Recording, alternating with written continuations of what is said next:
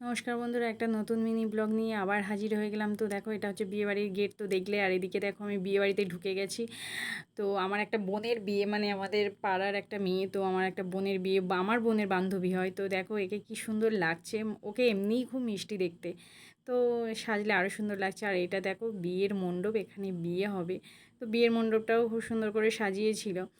তো এটা হচ্ছে একটা ভাড়া বাড়ি সোনারপুরে, মানে ঘাসিয়ারার দিকে। তো সোনারপুর ঘাসিয়ারাতে। তো এখানে দেখো আমরা বেশ আনন্দ করছি, আর এইদিকে সবাই বউয়ের সাথে, মানে নতুন কনের সাথে মানে ফটো তুলছে। আর এদিকে দেখো আমরা সবাই করছি, আর এই একটা দিদিটা খুব ভালো।